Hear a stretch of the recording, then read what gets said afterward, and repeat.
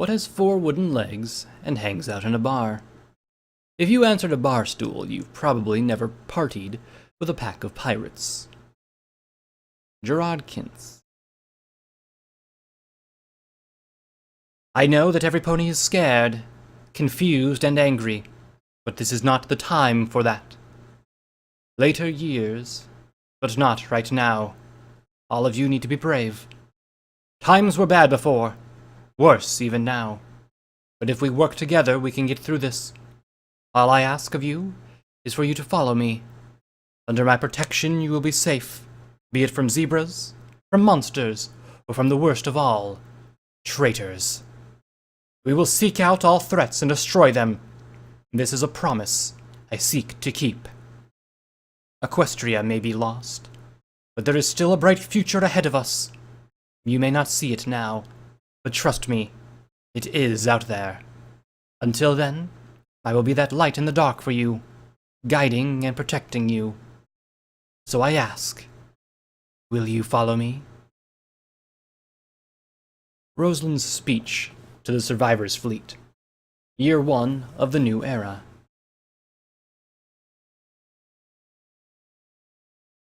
The morning woke me up with its bright grace. Though I lived under welded steel, the waters below reflected the sun's rays right into my face. I stirred, kicking my legs out to stretch. A leg hit something, and that something responded by kicking me. Stumbling forward, almost falling off the deck and into the cold water below. Fucking A, Salty! You trying to get me to kill ya? I got all 4 hooves under me properly. I got half to mind to tie a rope between us and hop you into the water with me.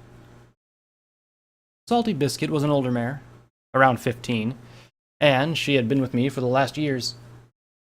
Lately, her sleeping habits had been less than I like, but I could understand why. She was going to be 16 soon, and still hadn't taken a stallion, so the poor mare must have been still having nightmares. At 16, a pony had to serve the fleet, but mares got to wait a year if they got pregnant. Salty was not much of a work pony, or a fighter, so she had it in her mind that if she could get a stallion to spend a few nights with her, too bad the competition had been vicious. And stop thrashing about. And, if you do tie us together like that, you'd be surprised if I take a rope and kick you in the water for wasting good materials. She got up and glared at me. Starch, Arthur. You're 11 now, and no pony's going to pretend you don't know better anymore. So stop trying to start a fight and get to chapel. Soon it'll be starting. So if you don't move, you're going to get it. I quickly gathered my few things together and put them on. My snug white and blue striped shirt, my ripped blue vest were already on. It made getting ready easy, and harder for any thieves to talk to it. Using some string to tie my mane back into 2 tails, I put on an old red bandana and keep my bangs back, and topped it off with a tinted goggle I used as an eye patch. I didn't need an eye patch, but I thought that it looked cool, and it helped keep the sun out of my eyes. One of them, anyway. So it was awesome for me. And that was it. I couldn't afford anything else, and if I could, it just got stolen. Jumping over a few ponies who were sitting around, I ran out from under the ship and into the morning sunlight. The floor beneath my hooves wasn't much better than the old wood and rusted material, all held together with ropes, but I knew my way around like every pony else. Though every now and then a pony would fall off to their death, but even I got used to ignoring it when it happened. It was a bit dangerous down here in Hull Town, but none of the captain's ponies came down here, so we didn't have to worry about disappearing in the night, just falling off the ship. It didn't take me long to get to the first rope ladder, but I had to wait a bit. I was still too small to push others out of my way, and last time I tried, I was nearly thrown into the ocean. Salty caught me in time. Finding a gap, I jumped for it and climbed. Each floor of Hull Town looked mostly the same, with each level up, with more room, which meant it was less likely a pony would simply fall off. Sadly, I lived at the bottom of Hull Town, with a lot of other foals.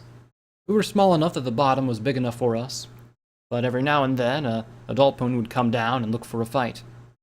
Once this mare tried to drag off Black Spot, a colt, but I was there to shank her. As she bled out, we took her stuff and dropped her in the water. This got me a lot of respect among the other foals, so they don't try to mess with me much. Well, except the ones who have done the same. But we find it easier to work together than to kill each other. Little ponies like us have to stick together. At the top, I bounced out and ran to chapel. With solid ground under my hooves, I could concentrate on running as fast as I could, jumping over and sliding under any pony in the way. It was always fun to run along the deck of the ship. The more ponies were willing to thump you for the sake of thumping you. I think they were trying to teach me to respect them, but all it made me do was to want to get stronger so I could thump them back, but harder. There were a few ponies that I knew to never mess with. One was the captain's ponies. They collect the tax and keep the order on the ship. By keeping order, I mean if they don't get thrown overboard, they will drive a hook through your back legs and hang you out to dry on the flagpole for a lot of ponies I saw here. It was entertaining. But for me, once you saw that hanging, you'd seen them all. Another group was any pony from the other ships that stopped by. The sailors. They always have good stuff on them, but I've seen a few ponies get gutted just for looking at them wrong. Also, they would draft any pony they thought they needed on their ship. One older pony I knew got drafted. I saw her a year later, just as mean as the rest. They were all really cool. The ponies nobody ever touched were the followers of Thorn. They got a different kind of nasty to them, and even the captain can't tell them what to do. I've heard some bad stories about them, mostly to never be in a room alone with one, if you're a foal. But they were also the ones who gave out free food, so fuck it. If it was between me and Black Spot, I'm tripping Black Spot and running. I slid to a stop at the chapel door. It opened wide, and with a robed pony in the way. It was a mare in thick clothing, all white and black, with only her face showing. Ah, child, you're here just in time to song. Come in and find a seat. The mare was a real bitch. Sister Rust Rivet was her name. And if I ever said no, she would just drag me in. If I resisted, she would either break my leg or nail it to the floor. Like I said, the follower of a thorn were a different kind of nasty. Inside, there was a tall mirror, one of the few on the ship. I quickly used it to check myself. My sea blue coat looked like it was recovering nicely after I got all the moss cuts off of me. My mane was nicely under the rag, and the two tails kept it from jumping out. My tail was the worst off. It was a dark sea green and looked like seaweed. A lot of ponies here had a problem with their mane and tails, but most of them got around by braiding. Finding a seat was easy, as Black Spot saved one for me. He was a unicorn colt around the same age as me, mostly all white, other than a big black spot on his face. His parents were not the most creative naming. He had been really close to me ever since his older sister jumped off the ship. The mare wanted to be closer to Celestia, so she killed herself. She was also super affectionate with Black Spot, and taught him to be an excellent kisser and cuddler. Salty said that his sister was crazy, and has been keeping Black Spot away from me for over a month now. Cunt. Speaking of Salty Biscuit, she got in right before the doors were closed and locked.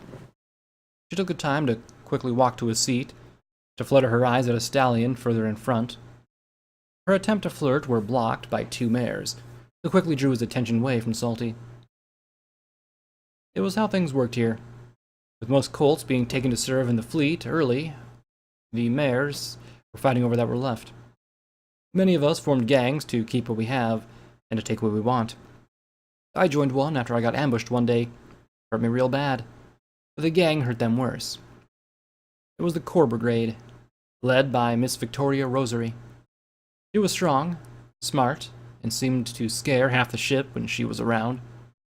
The kind of pony I want to be when I turn 15. She was also the one who sent Salty to look for me. But Black Spot had to stay with the gang.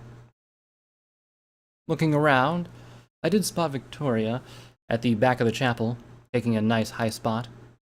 She had a bluish-gray coat, a super yellow light mane, tail, and really bright green eyes. I say aware that they would glow sometimes, but so did the others in the gang. It was really cool. She spotted me and gave me a little wave. It made me feel all warm inside, so I gave her a big wave back. Every pony settle down. Another robed sister stood up at the podium in front of the chapel. She was soft-spoken, but loud enough that everyone could hear. The room quieted down, and everyone looked at her. It'd be good to see a lot of familiar faces today. Celestia and Luna would be very proud of you. Your loyalty and devotion is what brings you to them in the heavens after. You must remember this, or run the risk of falling into the cold hells below, where Celestia's light can't warm you, and where Luna's glow can't guide you. The sister opened up a book, and we all took the same book from the pew. There was enough books that we didn't need to share, and there were even some spare books. Every so often, the sister and brothers of the chapel would hand them out for free, and offer to teach us how to read them. I had my own, but gave it to Blackspot when his fell into the water, so I was a little excited to see that there were some spare books. Praise Celestia, for her warm light, us body and soul. In her light our feeble crops can grow, to fog withers, and to frost melts. Praise Luna, for her glow guides us in the dark night, and without her glow we would be lost in the dark. She who protects our dreams from those who would invade and wish to stray us from the one true path. Praise Saint Rose Thornland, for she protected us in our time of need, and even now her fleet protects us. May our enemies be cursed, and traitors of the path be hanged till death takes them. She turned to another page, and we followed, though some of us waited, like me, so to know which page to turn to. Now we will sing the hymn of the fleet. Saint Rosalind saw cometh the ponies fall. Her might saveth us from the end of all. Her wisdom to guide us through the end of the days. Those who survived the end sang Saint Rosalind's praise. With cannons raised they would never fall. From the lands of heathens they would cull. With Saint Rosalind and our mighty fleet, with our end we shall not meet. Saint Rosalind saw the cometh of ponies fall. Her might saveth us from the end of all. Her wisdom to guide us through the end of days. Those that survived the end sang Saint Rosalind's praise. With cannons raised they would never fall, and from the lands the heathens they would cull. With Saint Rosalind and our mighty fleet, the end of all we shall not meet. The sermon was a bit longer, mainly about how we must do the goddess's good work, and how we must never let the light fade from our souls and be led astray. The idea of something different was, well, it was stupid. There was nothing else but the goddess and their path. When the sisters were done, we all lined up to get our food. Dried fruit, a gift from the goddess themselves. And the best tasting thing we could ever hope to get in the city. Every pony ate the dried fruit as soon as they were able to walk away, so to not let any pony take it from them. I saved a piece and waited by the door. Victoria was the last pony to get her fruit, and she made her way to the door. Other fillies, like myself, handed her a piece of fruit. She protected a lot more ponies than me, and this was one way that we could always pay her back. I would give her more, but she told me that one piece was enough, and I should build my strength. You have a beautiful voice, Victoria. I could hear you over all the others. You must be blessed by the goddesses. I handed over the fruit piece, and she gently took it. Always too kind. And even I think I could hear your voice as well. You must be feeling much better to be that loud. She patted me on the head. I smiled. Aye. I can even run at full speed without hurting now. Patting me on with her hoof, Victoria looked me in the eye. That's actually good to hear. I have need for a strong little foal who can run something for me. I thought of you, but I was still worried about your injuries. So if you're feeling better, maybe you can. Aye! I nearly jumped onto her hold. I can do it. But be it. She chuckled. Just come with me. We can't be discussing it in the open. Corpse Brigade activity has to stay in the shadows. Yes, ma'am. I saluted and quietly followed her. Now that I was not running through all the ponies, I took the time to look around. We were still at the front of the city. The whole place was a mess of houses all welded together. I was once told that the houses were once storage containers, and that's why they were all boxy. It all was a confining mess to walk through, and one twist became a turn or a dead end. Normally, I avoided this place. It was too easy to get turned around and vanish. But I was trotting behind Victoria, and now it felt like I was getting respect like I never got before. Ponies would get out of our way. None of them wanted to look us in the eyes, and not one pony ever made a comment about thumping us. Victoria must be the biggest, coolest, most awesome pony in the city, and every pony knows it. And the ponies that didn't know, who would say bad things, I didn't see them after a night. Down a flight of stairs, we passed the workshop, a rusty place full of noise. It was busy with ponies making tools, weapons, and armor. A lot of it was what I'd see the sailors use. It was deep in the captain's territory, but even here, ponies made way for Victoria. Further down were more workshops. More ponies broke down junk to be used to make more useful stuff. Down here, they don't threaten to thump you. They crack your skull outright. I was with Victoria, so no pony would touch me. She was just that cool. After some more time walking, we came to a door near the bottom. Victoria tapped on it a few times and opened it. Inside was a damp and poorly lit room. Following Victoria in, the door slammed shut. Darling, could you not strut down here? The captain can be as twitchy as she can be right now. I'd hate to see anything happen to you. The room lit up, revealing a tan unicorn mare with a dark gray mane and tail. She was wearing as much clothes as a pony from the upper decks would be. A rough but gorgeous-looking black and white dress. Her hair shined in the light and curled. Her eyes looked a lot like Victoria's. I say let 'em. The last time they tried, they were clearing the butt off the walls for days. A cream-colored Pegasus mare ruffled her wings. She had a tan coat covered in buckles. Her sleeves were over the front legs were too long, covering her hooves. Her light brown hair was much more of a mess, covering much of her face. Like the other mare, her eyes were like Victoria's. Victoria tapped on her hoof on the ground, and the two other mares gave her their full attention. Now, if you two are so concerned over frivolous things, then it's safe to assume that everything's been taken care of? The two mares nodded their head. Good, because I have our new recruit here. Now this is Star Charter, the newest filly to join our family. And I was thinking to have her prove her worth to the gang. The unicorn glanced over at me. I see. Brilliant as always, darling. Victoria pointed at the unicorn with her hoof. This is Puppet Strings. She pointed over at the other Pegasus. And that's Carving Doll. They're my second in the gang. Their job is to keep the captain from dismantling the gang and throwing us all into the water. Isn't that right? Carving Doll flapped her wings for a second and laughed. Right. The big cunt has it in for the boss real bad. And that's a good thing. That sniper be not as good as she boasts. Puppet Strings waved off Carving Doll. So true. But that's not why you brought this adorable filly down here, is it? She's delivering a package. Be I right? Puppet Strings took a closer look at me. Her eyes were a bit unnerving with how they seemed to glow. Aye, I see it. It just took a moment. I'll have her ready. The mare tugged at me with her magic to follow her to another room. I looked back at Victoria and she nodded at me slowly. That was all I needed. I followed Puppet Strings to the next room. The other room was filled with cloth straps all over, along with knives, scissors, and a few bullets.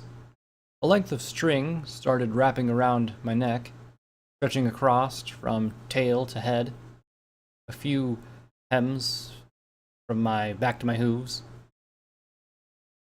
Aye, this'll work. Just sit there for a bit.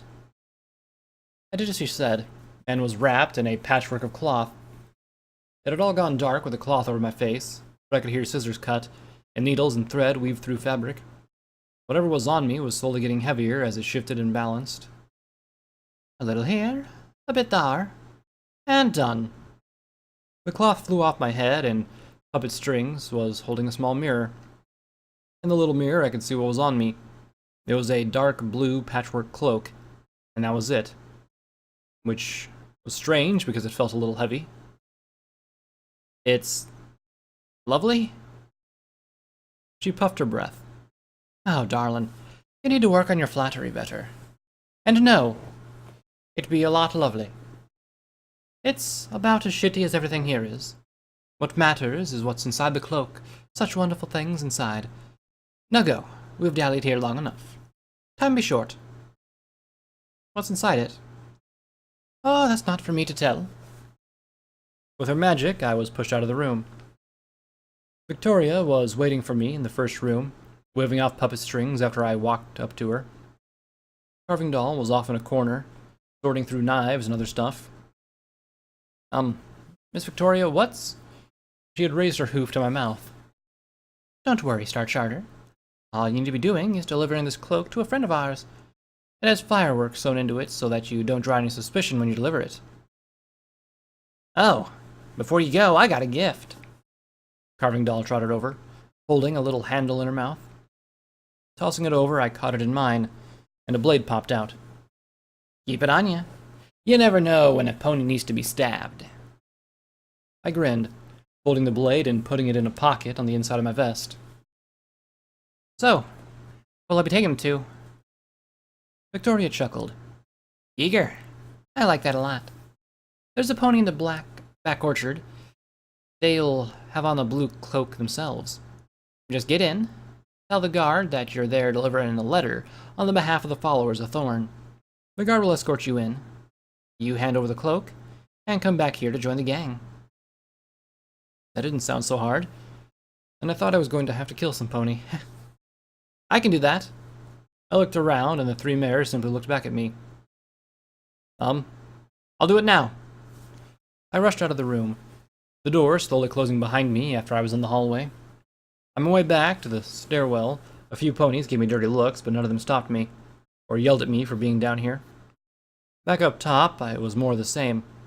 Passing through with Victoria must have put some respect into me as well. Not every day a pony gets to walk with an awesome pony.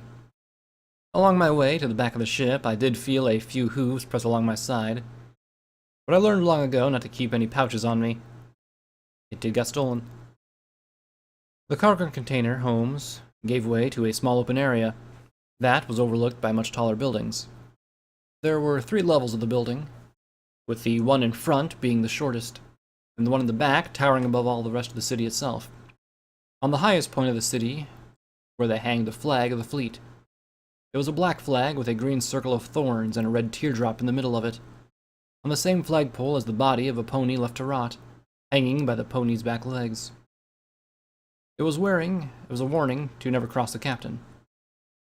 I could see that a lot of the guard ponies here were looking down at me, so I kept my eyes down and walked to the orchard.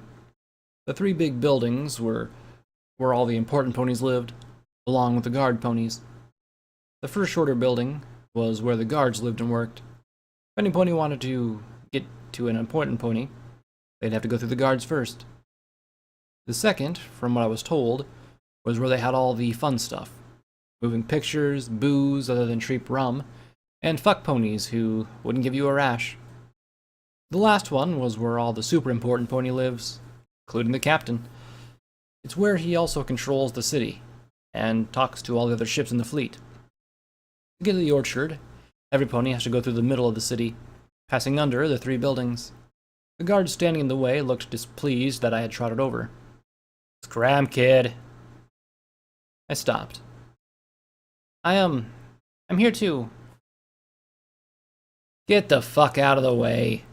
Get the wax out of your ears, kid. Scram. The follower of Thorn sent me. One guard laughed.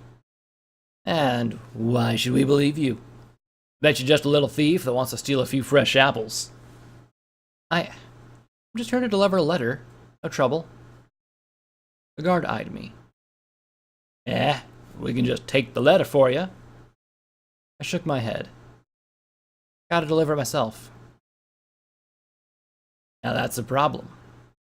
Unless you agree to make a deal, then we can't let you in. Can't let you in for free. The guard had a grin on her face. I looked at the group of guards, and each one was making me feel uneasy. But I had to do it.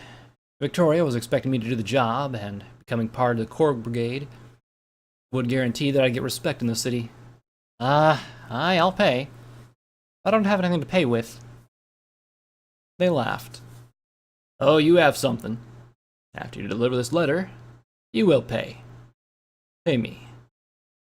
But if you turn out to be a liar, then you'll have to pay us all. Deal? I didn't like this, but I had to do the job. Deal. I had only been in the orchard once before, and that's when the followers of Thorn wanted to show us the bounty that Thorn had made for us. It was the same as I remembered it. The whole back of the city was covered in apple trees, red apples glistening in the sun as a pony's picking some and putting them in baskets. It was like a different world, where we weren't on a gigantic ship, but someplace different. So where be this pony that you're looking for here, kid? The guard's voice was dripping with contempt. Quickly looking around, it was not hard to spot the pony in the big blue cloak. There! I bounded off to the pony, but was stopped as something held my tail. Looking back, I could see that the guard had their hoof down on it. So you're saying that there be no pony? You know that means you were lying before. Shit. Fuck this asshole. The follower of the Thorns will fuck you up if you don't let me go. A hoof came down on my side. It hurt a lot. Sorry, what was that? All I be hearing is a filthy little ship rat squeaking. If there was a good time to stab a pony, this was it. Then get closer so he can hear me. I slowly pulled out the switchblade, getting it ready to use before the guard knew what I was doing. Oi! What's all this, you lazy fucker? It was the pony in the blue cloak. Under the cloak, I could see that it had been a unicorn stallion with a dark gray coat and a powder green mane. One of his legs was missing and had been replaced with a fake one. The guard immediately backed off and saluted. First mate scurvy cure, sir. I didn't know. No, you didn't. And that's why you will be always waiting. Be a dog of a pony. Now, fuck off with you. Aye, sir. The guard quickly made for his exit, tail between his legs. I quickly pushed the switchblade back before the first mate turned his attention to me. So, little filly, you said you have a letter for me. I took the cloak off and hoofed it to Scurvy Cure. This is it, sir. He lifted it up in his magic, shaking it a little. Always subtle when they want to be. That's what I like about those lasses. Placing his under his own cloak, I was waved off. Go back to where you were sent from. You did your job. I don't think she will. A bunch of the guard came into the orchard, guns drawn. Can't say I'm surprised you were never all that loyal, Scurvy.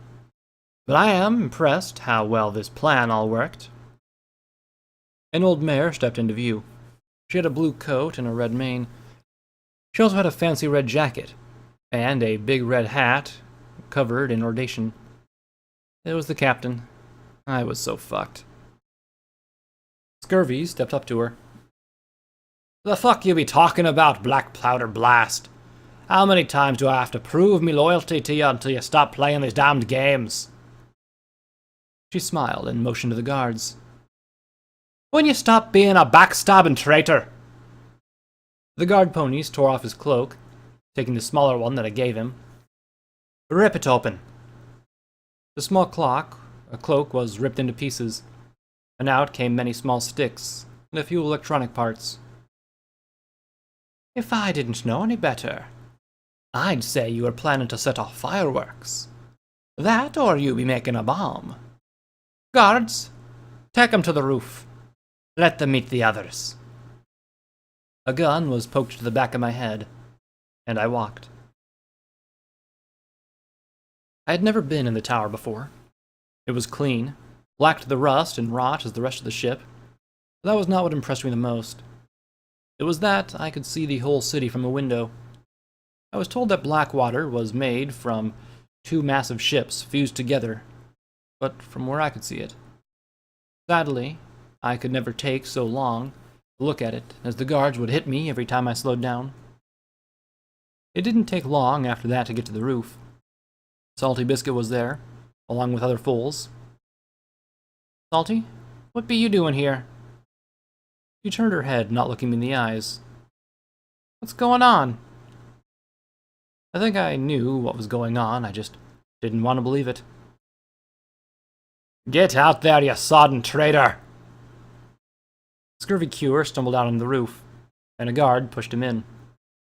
Following was the captain, Black Powder Blast, strutting with each step. Her hat used a ribbon to stay on her head, as the wind blew stronger from here on the roof. Captain, ma'am, can I get me side of the deal? The fucking traitor stepped forward, but the guards pointed their guns at her, pushed her back to where she was before. If it's not much trouble, ma'am. Scurvy face hoofed. Yipical. I'm undone because a little mare who doesn't know how to do what she's played. Salty quickly looked between Scurvy and Gunpowder. Her face looked more panicked with each twist of her head. She stopped and pointed her hoof at Scurvy. Why should I listen to you when you're the one in trouble? He ignored Salty, turning his gaze to the captain. You've already lost, Black Powder. Can't you feel it? It's now a question of how much blood will be spilled before you're forced to accept it. A bullet flew through Scurvy's good leg and he hit the floor. Now look what you did. I now have blood on my deck. No matter. I can simply get a more worthy pony to clean it up. Black Powder's left eye was twitching. The gun, held by the red glow in her magic, shook as just like her eye twitched. Slowly, I backed up, hoping they wouldn't see me until I got to the roof's edge. I could hear the sobbing from the other foals, and the nervous tapping of Salty's hoof. Taking a quick look, I saw the captain put her hoof to her chest as she took a deep breath, and slowly exhaled the hoof as she exhaled. Our fates were sealed with a hymn from Blackwater's lips. Saint Rosalind, protect me. Hold your rifle for all to see. A guard silenced the sobbing of one foal. I made my way to the edge, but there was only a straight drop below, and a wooden plank extended out further. Thundering loudly through Luna's night. Keep me safe till Celestia's light. Another foal was shot and silenced. Looking back, I could see Salty cowering on the ground, and Scurvy standing up with his eyes closed. In noble battle she did fall, protecting us from evil's thrall. Salty was forced to sit upright before she was shot. I had no place to go but the plank. Maybe I could find something to save me below. Now she leads us all, keeping us from sinful fall. I didn't need to know how Scurvy was dead. The plank felt unstable. I could see nothing but the ocean below. I applaud you bravely, choosing the plank over the bullet. Turning around, I saw that Blackwater had stepped out to the plank. Say, if you'll do something entertaining for me, I might let you live, if only a bit longer. I glanced over at the flagpole. The body of a pony hanging from it was much more frightening up close. I had a feeling that might be what she meant by live a little longer. Black Powder stomped on the plank, making me lose my balance, and my back hooves slid off. You know what? It's been a long day, and I be overdue with a meeting at the bottle, so I'll cut this short. As I struggled to get back up, she drew her cutlass. It reminded me that I still had my switchblade. They didn't find it when I was patted down. I have information On Victoria. I know where her hideout is. As I got up, I did my best to slowly pull out the knife. Black powder got closer. You be mistaken that I care. I can't have to go room by room and flush out the ship rats. I just needed to get a little closer. But you don't know about the... I quietly mumbled the words, "Fuck you." Little filly. She got eye to eye with me. Whatever you know be worth shit to me. It was my opportunity. And with my eyes closed, I bit onto the switchblade with my teeth and swung it. I made contact and felt a sharp pain in my chest. Black powder screamed, and I felt a hoof strike my face. I opened my eyes to see myself falling, and Black powder's cutlass stuck inside me. Splash. Chapter end. Quest started. Chumming waters.